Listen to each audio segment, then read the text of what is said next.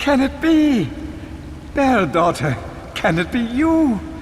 Well, who else? My dear girl, look at you. You survived. Jared! I knew I would find you here. There was no prison in all the realm I would not enter to find you. Come, we must go quickly. The situation in Home Forest is dire, Jared, and these Immaculates are nothing like those in the stories. They are wicked. We must leave before they find us here. Oh, Bear daughter, I should have. Well, you see, I can't just run off. I'm home, and I've work to do here. Hello to you, too. I almost hadn't noticed you there. And who is this, Bear daughter? Friend of yours? The Source Hunter has helped me come far, Jared. I have seen so many things. But there is time enough to discuss all once we return home. We must go, Jared, before the followers of Attenborough find us. As I said, Bear daughter, I am not leaving. Home Forest is gone. You know that, don't you? By now, rot will have infected every living thing within 5 miles of the cabin. It's a wonder you yourself didn't succumb. You needn't entertain these foolish thoughts of returning there, least of all with me. I am among my kind now, the Immaculates. What exactly did you think I was studying all these years, girl? More stories to read to my illiterate servant by night?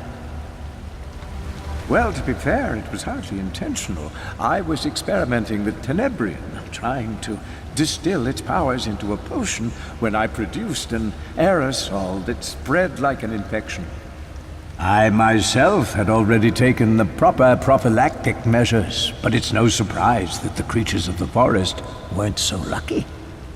And you, dear Bear daughter, how curious that you were unaffected. Yes, curious indeed. I've never heard of a natural immunity to rot. What a useful quality. Jared, no. No. I don't understand. That cannot be. Jared, please tell me this is not true.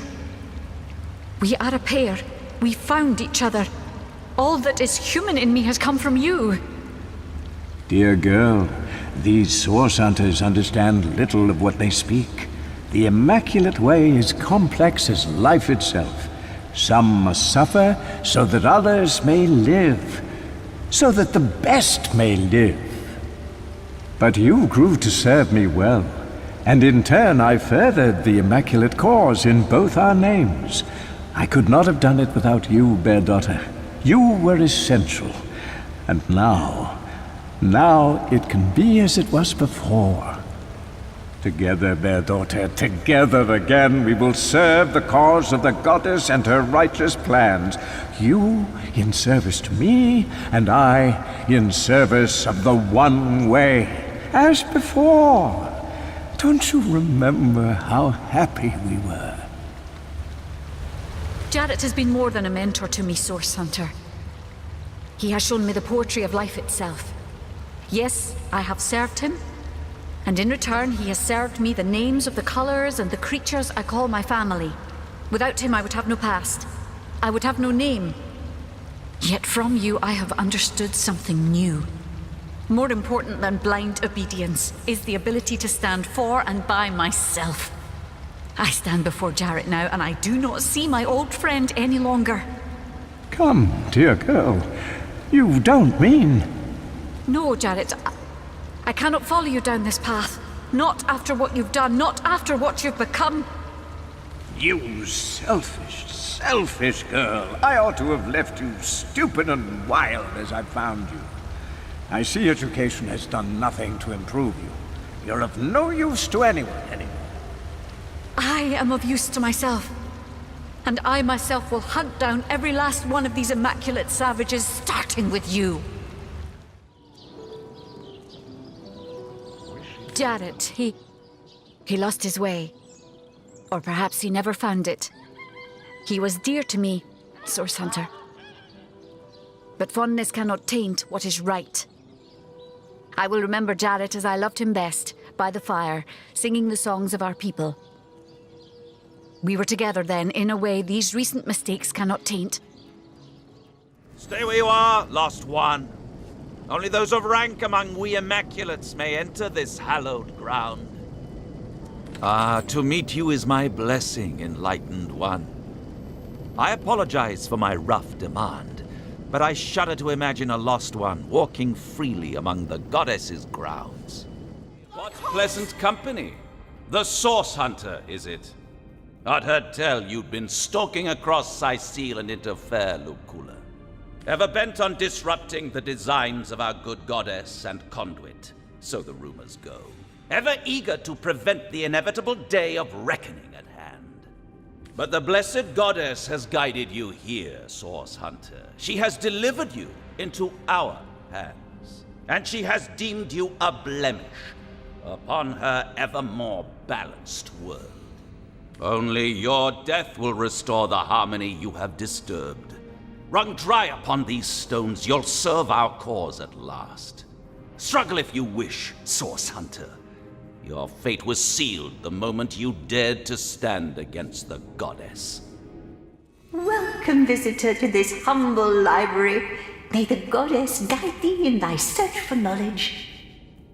Why, yes, this church is more than a house of worship. It has long been a bastion of the collective knowledge of all of Rivellon, a home for spirit and for learning. Even the good King Brachus in his better days would bless these halls with frequent visits. As I recall, his favorite tomes were those devoted to ancient goblin magic. Though, between us, he also occasionally requests, in somewhat bashful tones, the latest steamy romance. I say, a humble king is such a blessing in these troubled times. Well, I'd be remiss to fancy myself an acquaintance of the good king, but I serve him as best I can, indeed. Have you news of his condition, by the by? It's been so very long since I heard word. Oh, poor king is so beset by troubles. It seems the goddess has sought fit to test him most thoroughly. But our good goddess delivers blessings alongside every trial. She's destined Brachus to face countless troubles, but she gave him a beloved sister to bring him through each one. Cassandra, that dear young woman, I can think of no finer right hand for our king. They're forged by their very souls, you know, tied for all time. Well, I've my duties to attend to, haven't I? As long as the hubbub stays out of the library, I'm content. Hardly a day goes by that there isn't a fine ruckus down there, though. Oh, that great heavy thing sets the place in tremors. I always see them fiddling about down there, making it heave back and forth. But if you're asking me exactly how, I can't say. Have a look behind some pillars, maybe. They're always sneaking around behind the pillars, making a racket. Nonsense. He's only a bit ill, of course. And what with the goddess's foes gaining ground, it's no wonder he's touched by disturbances. And I'll not hear anything to the contrary. Welcome, Source Hunter, welcome! I must admit I'm rather disturbed by your presence here. Not because I fear you, no. Because I must assume that the goddess has willed us to meet like this. Like intimates, in these holy chambers. Perhaps she wishes for you to see, Source Hunter. Perhaps she wishes for you to understand our way. Perhaps she has willed it time for our factions to walk side by side toward a new beginning. This history of Source versus Hunter is as long as it is gruesome. Aren't you tired of fighting? So what if it is dark? What is so terrible about darkness? I ask you why a natural and neutral aspect of the cosmos, of our lives, can be banished. It is easy to view death, or sacrifice, as we practice it, as inherently negative. But the easy perspective is very infrequently correct. Why regard death, an utterly unavoidable aspect of our very natures, with fear and panic? Only by abandoning the fear of death do we truly live. You say Source is dark. We say that to use it is to embrace the so-called darkness within each and every mortal. How can we deem an aspect of our very selves to be dark? Who decided that to die was a weakness, a failure, a tragedy? No. To die is to be completed. To kill, then, To kill is to carry this completion forward. Ah, Source Hunter, this is what the Conduit fears you will never understand. For how could you? Your kind are agents of maintenance. You must keep the established order. You must enforce the existing laws. But what if everything you know is a mere shadow of what could be? What if you are regulating a system that is inherently broken? Though I doubt you will grasp this, Source Hunter, we Immaculates have come to believe that the life we live is no true life. And we seek to restore a better, more authentic existence. The original way, Source Hunter. The singular awareness that was once the void. Before we were wrenched apart by existence. Before we were separated into a million warring minds. And the time is nigh. Each sacrifice brings the void closer. Each bloodstone helps the Conduit to call it nearer. She and she alone communicates with the goddess. She and she alone can bring the goddess' intention to the ears of the faithful. Whither the goddess turns her eyes, the Conduit is there to enact her will. And now do you see, Source Hunter? Do you understand that walking the Immaculate Path is the only way to conclude this experiment called existence? Do you see that to bring true balance, true equilibrium, we must rejoin one another in the void? And do you see why I cannot permit you to intervene in what is coming? Ah, wonderful. You're both here once more. Can you guess what's happened? Surely by now you know the signs. Or perhaps you can simply guess from how utterly giddy I am. Take a look. All your work has not been for naught. This last starstone you discovered has given the Weaver just what she needed to mend another portion of the tapestry. Another tantalizing tidbit of long-lost history awaits us. Another piece of your story is ours to discover. Oh, how very thrilling. For millennia, the God Box was flanked by the two devoted guardians. But Astarte's playmate, a creature called the Trife, turned her attention to the forbidden box. I may know a way to destroy what's inside, hissed the scheming creature. Together, we can set the Guardians free. Open its lid, Astarte, and we can have a look together. Astarte trusted her friend and assented. She pitied the Guardians and welcomed a chance to free them. "Let me help you," she whispered into the ear of one. "I know your duty, but you both deserve a chance at freedom." "Haven't you suffered enough of this chore?" she asked the other. "Look, your companion is free already." The Guardians, unaccustomed to such attention, started. She had planted a seed of curiosity within them, rekindled a desire that had, for eons, lain dormant. Slowly, they glanced at one another, and the Trife's trap was sprung.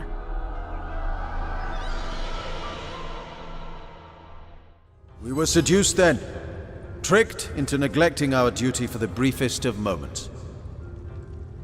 Tricked, seduced, excuses for failure. It was our duty to guard the box, and we faltered. Indeed, but perhaps it isn't too late to set right what we've wronged. Source Hunter, I have heard the tale of Prontua, a mortal who promised the god she would always fetch their water. She was driven mad by the unchanging task far before the god's thirst was quenched. Do you not find it strange that the gods would allow mortals to volunteer for such responsibilities? Aye, aye, Captain. It gives me great pain to hear this, Source Hunter. How can life thrive where there is no freedom? If it is as you say, this is very troubling. I salute you, my master. Other elementals lie in wait until with a word you command them to action. Which one of them, pray, has your preference? And that is your final choice? Yes, it is. Yes, indeed. That is our final choice.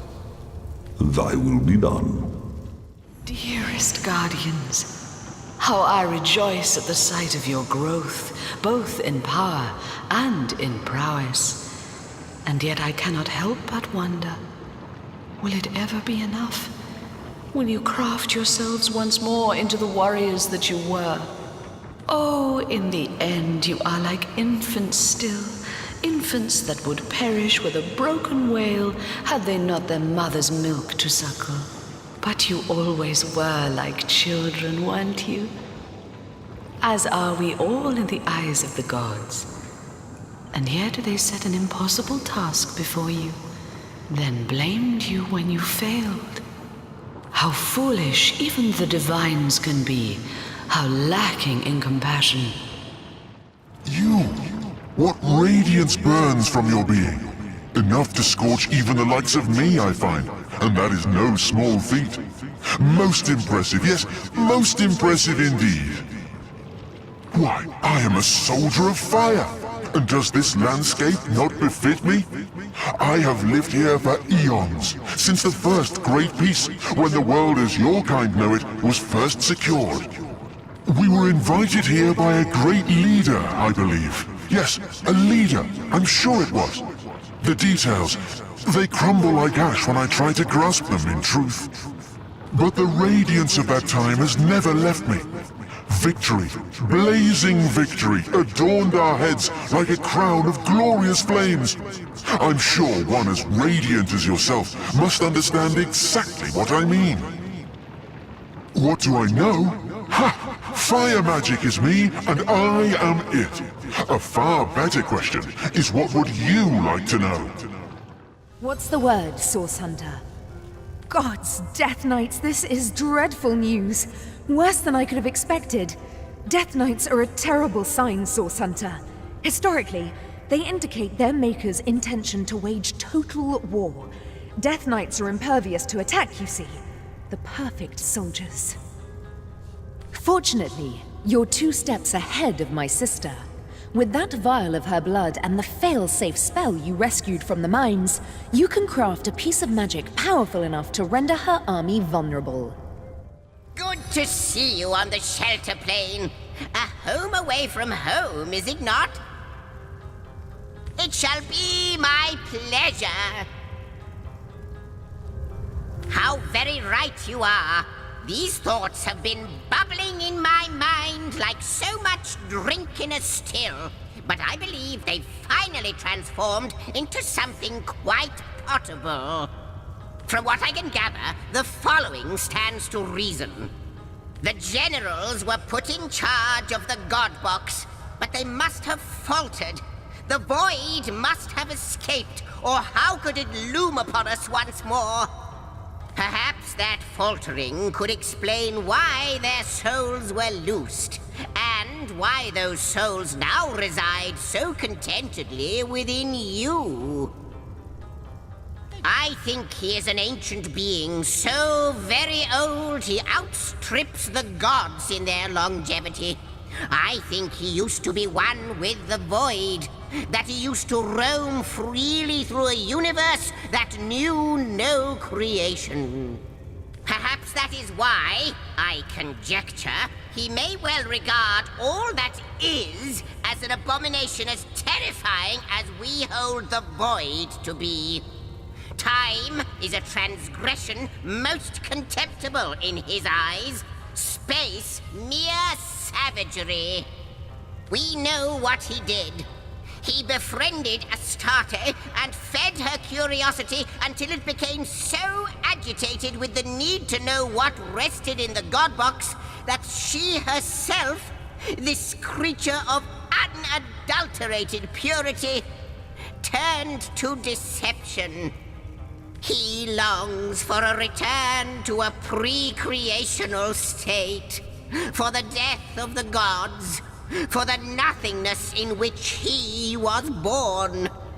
At least, that is my highly educated guess. What's the word, Source Hunter? So that's her plan.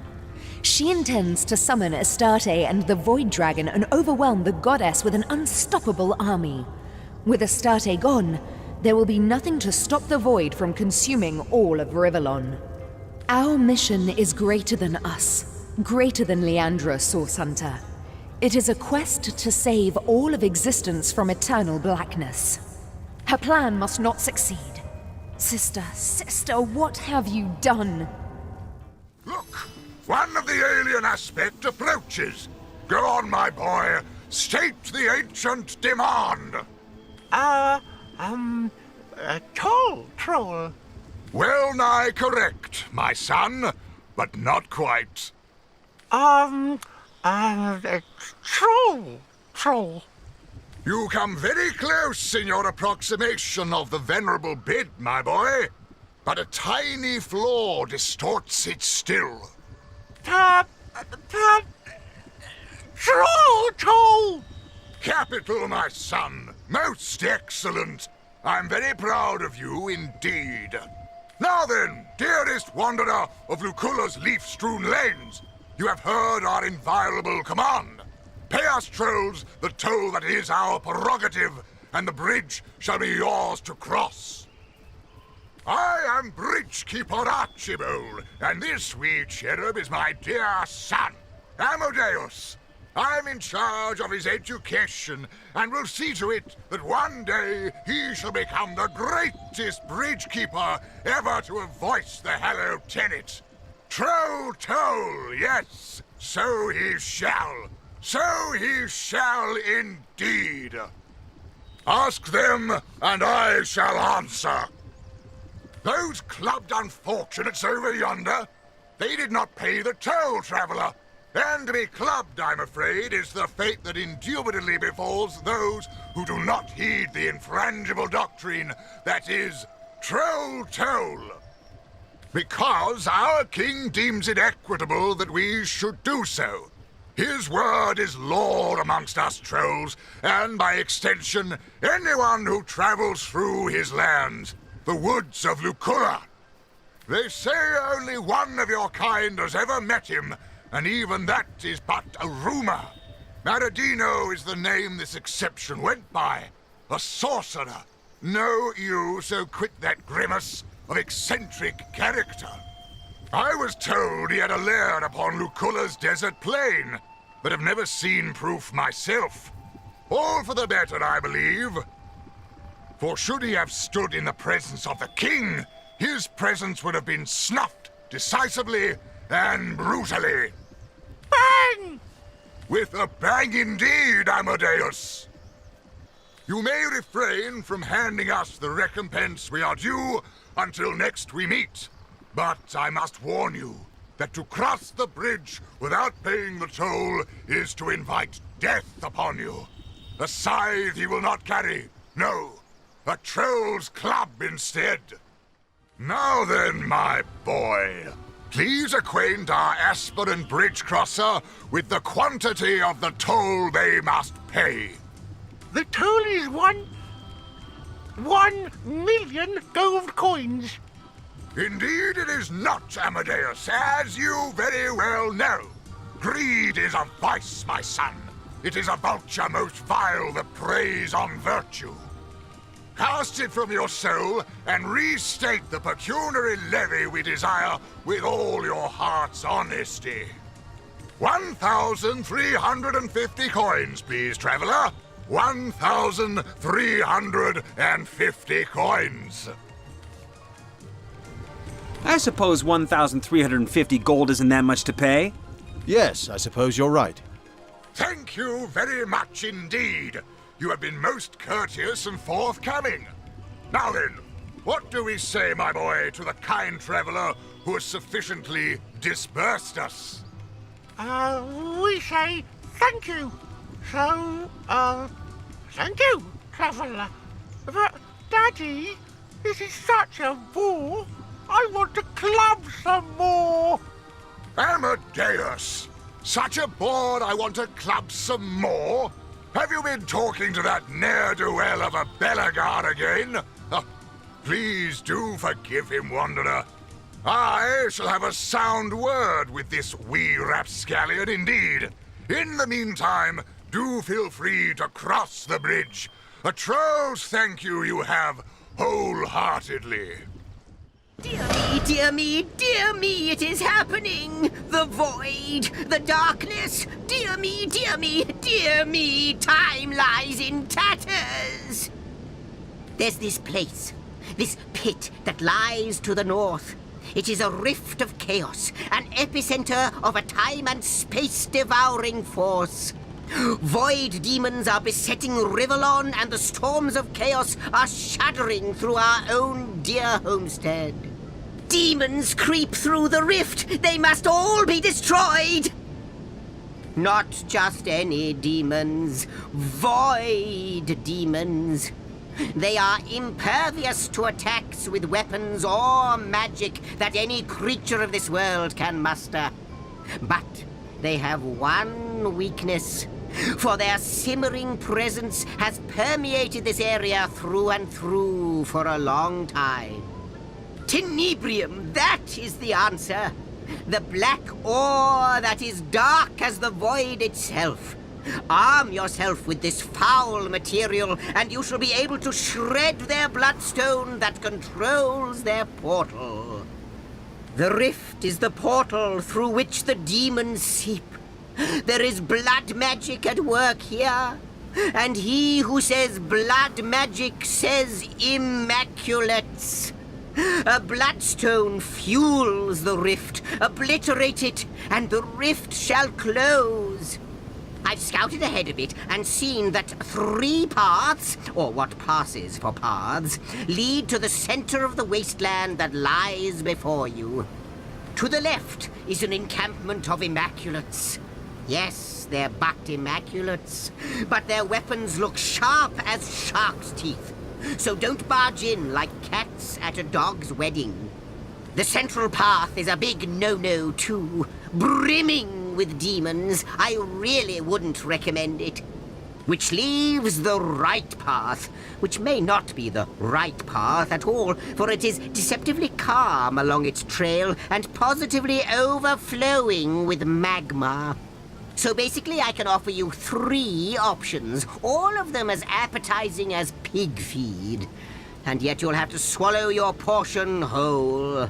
If not, the end of time will be swept into the void, and Rivellon with it. They exist beyond the normal continuum of time.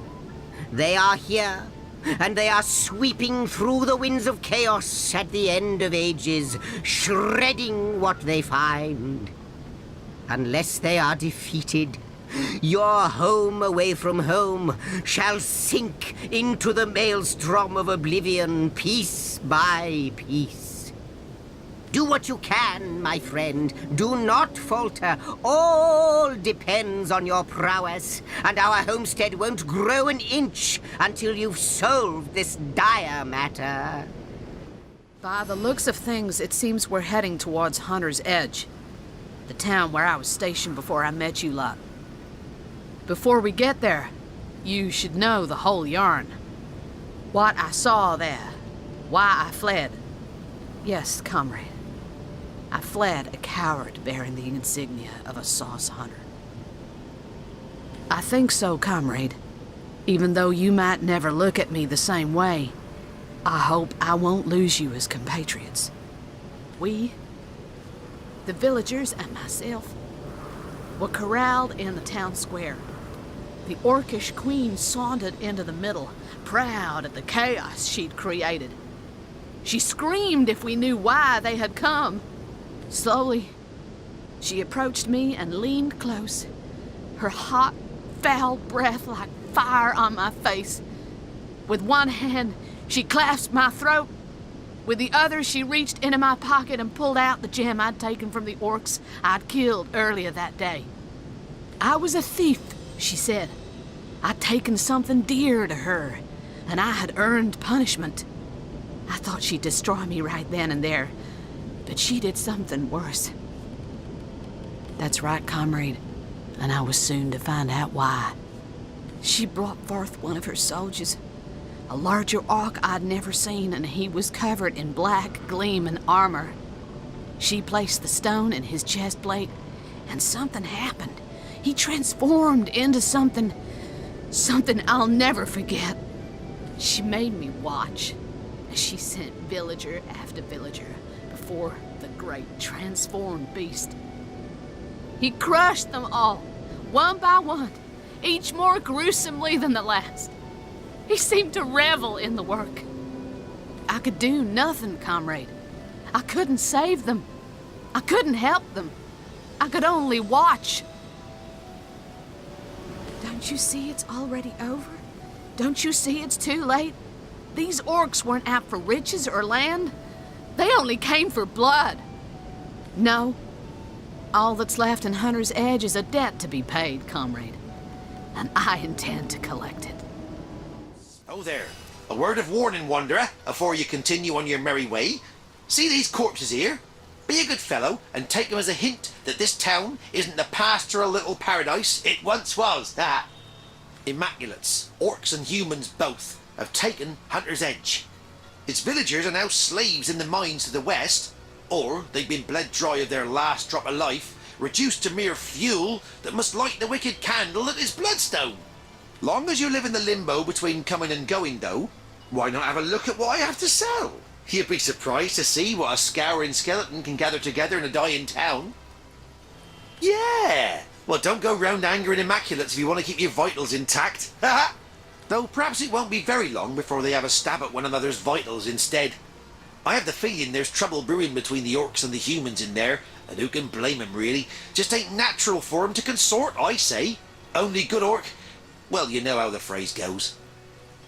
Can't say I remember who I was before the change came over me, but these days I'm a travelling trader of sorts. There's an immaculate necromancer in the village ahead. She's the one who brought me back from, well, wherever I was. She's an especially bright one, you know. Most necromancers can only revive a dead corpse into an animated one, but she manages to yank back some semblance of consciousness too. I don't remember much, but the thrill of trade certainly calls to me. Maybe I was a merchant in my former life, who knows? These days, most undead are busy haunting Syceal or picking the way in the Lucula mines. But I keep a low profile and stay out of sight. Haven't been bothered by an immaculate yet, and I hope to keep it that way.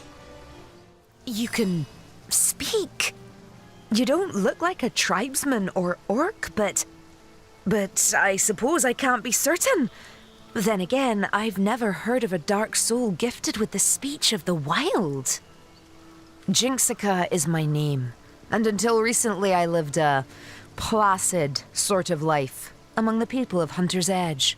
The baker might leave me a bit of milk left over from this breakfast. The barkeep stroked my back between filling glasses. I had many friends here, but none so dear as a little trio. A married pair and their daughter, employed by the wizard to keep his home. They spent many long hours squashing fleas that plagued me and shared their warm beds with me each night. If you come to this village to help and not to harm, you might be able to save those 3 kind souls from the orcs that have invaded. Ugh, such misery in our sad town. A kind but private man he is. He set up his home here several years ago, but never remained there long enough before jetting off to tend to some matter or other. The dark invaders seem very interested in him indeed. They've been skulking around outside the house since they arrived, but not even one of their filthy vermin can penetrate the wizard's protective enchantments. Would that an invasion were all! They destroyed every crumb of life they could find and sent their filthy rats to seek out those who evaded them. Each life they took infused their strange stones with power. Their queen glowed with delight as a parade of victims were slain before her. It was as though she was taking in a beautiful song. The human tribe came shortly after. They had their own supply of the glowing stones, and the orc queen took no easy liking to them. Still, it seems they are working towards some similar goal. They haven't destroyed one another. Yet. They've survived this carnage so far by concealing themselves most cleverly. I've done my best to guard their hiding place from the slime-bellied rats attempting to sniff them out. But I fear my efforts aren't enough. Until the village has been rid of vermin, those 3 sweet souls may be found at any time. Savages by savages employed. The orcs have one among them, the rat catcher they call him, who claims to have trained rats to do his bidding. They've swarmed the place in search of hidden villagers, and unless every last one of them is split from tail to snout, they're sure to find my friends. But you're not like the brutes inside those walls. No, you approached me with hand, not boot, outstretched. Perhaps you could help me.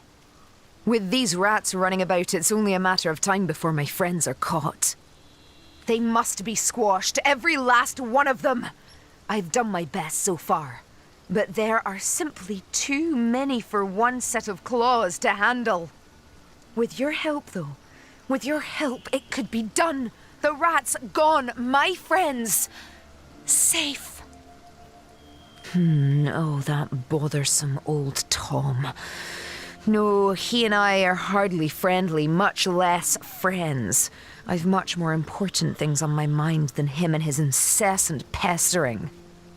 I can slip through these walls as I please, but you'll need to find your own way into the village.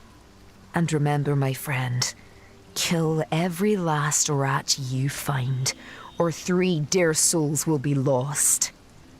I hope your quest fares well, dear hunter. I'm watching on with weary eyes how the Immaculates strike again. They've gone from shedding blood among their own to recruiting orcs and cutthroats to do it for them. From what I can tell, the village of Hunter's Edge is this cult's most wretched victim. It was once a quiet sort of village. Families and small-time merchants mostly. Recently, it was targeted by a tribe of orcs waving the Immaculate banner. Their leader, Grutilda, is known far and wide for her cruelty and cunning. She oversaw the murder of countless villagers and used their blood to fuel a great number of bloodstones.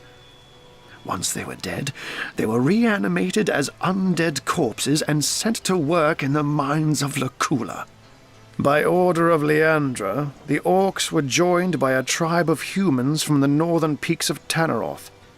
A band of male warriors are they, and they devote allegiance to their leader, Jarl. Jarl arrived with his own formidable supply of bloodstones, which means his tribe has been operating under directions from the conduit for some time. Where once they ransacked for base pleasure and material gain, now they do it by the will of the goddess. These are far from the blindly devoted Immaculates of Silverglen, however.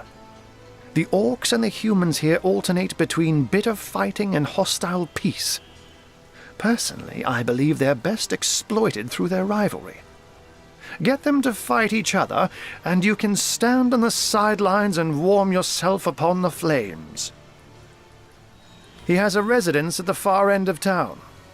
Though I have my doubts he's having people over for tea now that the Immaculates have landed. Know that Zandalor is wily, so beware. If a wizard doesn't want you in his home, you'll know it. Pity the intruder that heedlessly tries to waltz his way into that dwelling. Nevertheless, his house is the very place you'll want to search. The accumulated knowledge stored there is quite phenomenal, and beyond a doubt one of Leandra's most urgent pursuits. She knows of the wizard Zandalor and the fabled Temple of the Source. She wants to get in. It is part of her purpose. Ikara is key, Hunter. She knows Zandalor. We must find him before Leandra does. Yes, that was a small fib on my part, I'm afraid. Zandalor is known as the Keeper of the Source, after all. And I didn't know how Source Hunters would react to my association with such a colorful character. Hold on now! One whelp at a time! You'll pay your toll soon as I'm through knocking this loudmouth back in line. The fool thinks he can slip 6 warm bodies past Rumble for the price of 1, he does. Lousy bomb may as well thieve from King Gungia's very coffers. If I've said it once, I've said it more times than a troll can count. Warm bodies do not people make. We are free Immaculates and free slaves, and I won't empty my pocket over chattel.